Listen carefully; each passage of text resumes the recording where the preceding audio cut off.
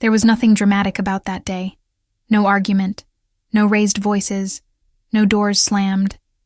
And somehow, that was exactly what made it different from all the other days when I had tried to explain myself. I woke up already tired, not physically, but emotionally. Tired of conversations that went in circles. Tired of choosing words carefully, hoping they would finally land the right way. Tired of trying to be understood, only to feel more alone afterward. I remember standing by the window that morning, watching the city move without me. Cars passed, lights changed, people hurried somewhere important. Everything seemed to have direction, momentum, purpose, except what was happening inside me. Usually, I would have started narrating my feelings in my head, preparing another conversation, another explanation. But that day, I didn't feel the urge to do that. I just stood there, quiet, noticing how heavy that habit had become. For a long time, I had believed that if I could just explain myself better, things would change, that the right words, spoken calmly and clearly, could close the distance I felt. So I softened my tone. I filtered my emotions. I rephrased my truth until it sounded reasonable enough to be accepted. Somewhere along the way, explaining stopped being about connection and became about survival, about keeping the peace, about not asking for too much. That morning, something inside me felt finished. Not broken, not angry, just done. I realized how many conversations I had already lived through in my head before they ever happened. How often I had spoken, not because I felt heard, but because silence felt like giving up. And for the first time, I questioned that belief. What if silence wasn't failure? What if it was honesty? So I asked myself a quiet question. What if I didn't say anything today? Not as punishment, not as a test, but as a choice. Silence didn't feel empty when I imagined it. It felt clean, grounded, like stepping out of a role I had been playing for too long. I didn't know it yet, but that decision, choosing silence instead of another explanation, was about to do something none of my words ever had. After I chose silence, I noticed something unsettling. The world didn't collapse. Nothing exploded. No urgent reaction came to fill the space I had always rushed to occupy. The absence of explanation didn't create chaos. It created stillness. And in that stillness, I became aware of how much effort I had been spending just to keep conversations alive that no longer felt mutual. I began to see how deeply I had associated being understood with being valued. If someone didn't grasp my feelings, I assumed I hadn't expressed them well enough. So I tried again, and again. Over time, explaining became automatic, almost reflexive, a way to preempt disappointment before it could fully settle in. What I hadn't noticed was how that habit slowly taught me to doubt my own emotional clarity. Without explanations, my thoughts felt different, slower, more grounded. I wasn't translating myself in real time anymore. I wasn't scanning the room for reactions, adjusting my words mid-sentence, or preparing follow-up clarifications just in case. For the first time in a long while, my emotions were allowed to exist without negotiation. That alone felt like a small act of relief. I also became aware of something more uncomfortable, how often my explanations had protected other people from having to lean in. When everything was spelled out, there was no need for curiosity, no reason to ask deeper questions. Silence removed that shortcut. It left space, not empty space, but honest space, where attention could either show up or not. There was fear in that realization. Fear of what might happen if no one stepped forward. Fear that silence would confirm what I had been avoiding. But beneath that fear was a growing sense of clarity. I wasn't withdrawing to create distance. I was stepping back to see what was real. And as that clarity settled in, I understood that this story wasn't just about what others might notice. It was about what I was finally allowing myself to notice first. Once I stopped explaining, I became aware of how loud my inner world had been before. Without constant words filling the space, everything slowed down. Mornings felt longer. Conversations felt heavier, not because they were difficult, but because they were no longer being carried by my effort alone. I noticed how often I had confused movement with progress, talking with connecting. There was a strange discomfort in that pause. Silence has a way of exposing patterns we don't want to name. I began to see how frequently I had been the one holding conversations together, asking questions, clarifying intentions, smoothing misunderstandings before they could even form. Without my explanations, those habits had nowhere to hide. At first, I worried that staying quiet would make me seem distant or cold. I wondered if he would think I no longer cared. That fear almost pulled me back into old routines more than once. I rehearsed explanations in my head out of habit, imagining how I could phrase things differently this time. But something in me hesitated, not out of pride, but out of exhaustion. I realized how much explaining had cost me over time. It wasn't just the energy, it was the way it diluted my feelings. Each explanation softened what I actually felt, reshaping it into something easier to accept. Silence, on the other hand, let my emotions remain intact, unedited, honest. As days passed, the quiet started to feel less like absence and more like information. I could sense what happened when I didn't step in to guide the emotional flow. Some moments stretched uncomfortably, others passed unnoticed. And in those moments, I learned something important.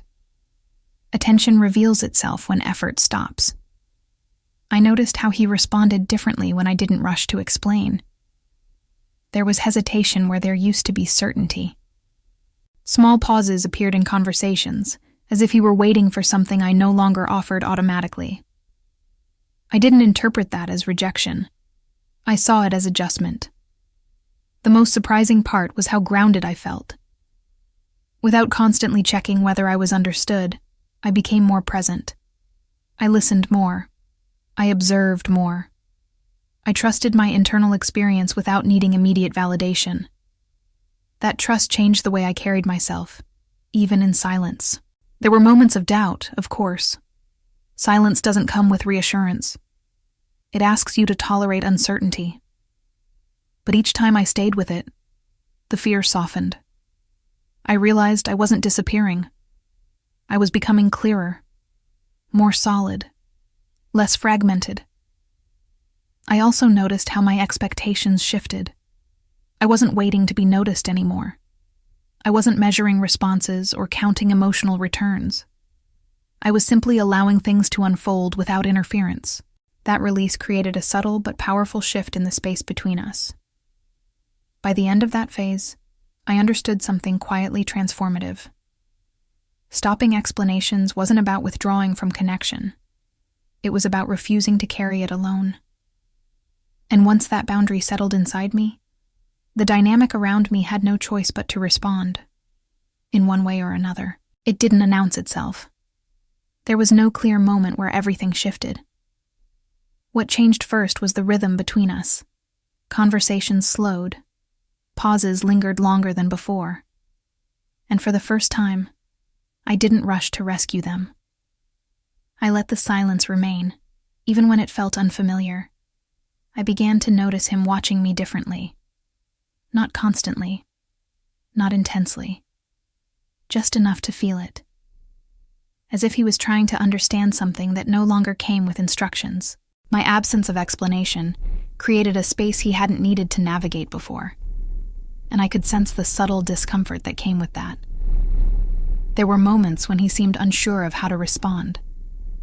He hesitated before speaking, asked questions that stopped halfway, looked at me a second longer than usual, as if expecting something else to follow. But nothing did. I wasn't withholding. I was simply no longer filling every gap. That silence changed the weight of our interactions. Before, my explanations had smoothed everything over, carrying us past tension before it could fully form. Now, tension stayed. Not sharp or hostile, just present. And in that presence, something real had room to surface. I noticed how often he had relied on my words to guide the emotional tone between us. Without them, he had to listen more closely. Not just to what I said, but to how I existed in the space. My posture, my pauses, my calm. Silence made me more visible than any explanation ever had. What surprised me most was how little effort it took on my part. I wasn't trying to provoke a reaction. I wasn't waiting for recognition. I had already made peace with my choice. That internal steadiness seemed to register before anything else did. Slowly, I could feel his attention shift. He stayed present longer, didn't move past moments of discomfort as quickly. There was a sense of curiosity replacing certainty, not dramatic, but noticeable. And that curiosity felt different from the passive listening I had grown used to. I realized then that my explanations had been protecting him from the work of noticing. They had made emotional understanding convenient. Silence removed that convenience. It asked for engagement instead. And whether he would step into that space was no longer something I could control. For the first time, the dynamic between us felt honest. Not easy, not resolved, but real. I wasn't shaping the connection anymore. I was allowing it to reveal itself. And that revelation, whatever direction it would take, felt lighter than the constant effort I had carried before. By then, I understood something clearly. The moment I stopped trying to be understood, I changed the rules of the relationship. And he had begun to notice, not my words, but my presence. As his attention shifted, I could feel it in the smallest changes. He listened longer. Not with urgency, not with interruption, but with a kind of focus I hadn't felt before. Conversations no longer moved forward automatically. They paused. And instead of rushing past those pauses, he stayed with them. I noticed how often he seemed to search for the version of me that used to explain everything. The one who softened emotions, filled silence, and kept things emotionally manageable. When that version didn't appear, he looked unsettled. Not defensive, just unsure. It was unfamiliar ground for both of us. There were moments when he asked how I felt, and then didn't immediately respond. He waited. That waiting mattered. It felt different from the polite listening I had known before. It felt like attention, not habit. And for the first time, I didn't expand my answers to make them easier to receive. I let them stand on their own. What surprised me was how steady I felt during those moments. I wasn't bracing myself for misunderstanding. I wasn't preparing to explain further. I trusted that what I had shared was enough. That trust changed the energy between us, more than any carefully chosen words ever had. I could see him becoming more aware, not just of me, but of the space between us. He noticed when I withdrew slightly, when I remained quiet instead of smoothing things over, when I didn't rush to reassure him. Those absences spoke louder than my explanations ever had. At the same time, something softened inside me. I wasn't tense. I wasn't guarded. I was simply no longer overextending. My presence felt whole, not fragmented by the need to be understood. I didn't feel invisible anymore, not because everything had been resolved, but because I was no longer erasing myself to maintain connection. There were still moments of uncertainty. Silence doesn't guarantee closeness. But I realized that closeness built on constant explanation isn't closeness at all. It's effort disguised as intimacy. Letting go of that effort revealed what was actually there. Slowly, the dynamic shifted into something more balanced. Not perfect, not fully clear, but shared. I wasn't carrying the emotional weight alone anymore. And whether he fully understood me or not, stopped being the most important thing. What mattered was this. I had stopped negotiating my inner world. I wasn't asking to be noticed. I was allowing myself to exist without justification. And in doing so, I had created a space where recognition could happen naturally. or not at all. By the end of that phase, one thing was certain. The silence I had chosen wasn't pushing us apart. It was revealing the truth of the connection. And that truth, whatever it would become next, finally felt lighter than all the explanations I had left behind. If you're still here, listening to the end of this story, I want to thank you. Not for agreeing with it, not for understanding it perfectly, but for staying present. Stories like this aren't meant to rush you toward answers. They're meant to sit with you, quietly, the way certain realizations do when they finally arrive.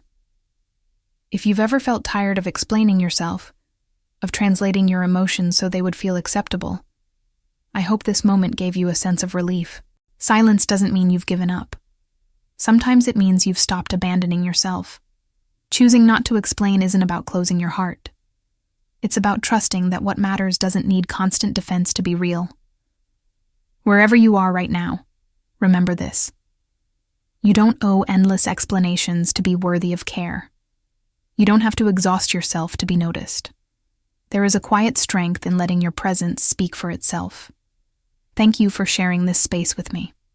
If you choose to return, another story will be waiting. Another moment to pause, reflect, and feel a little less alone.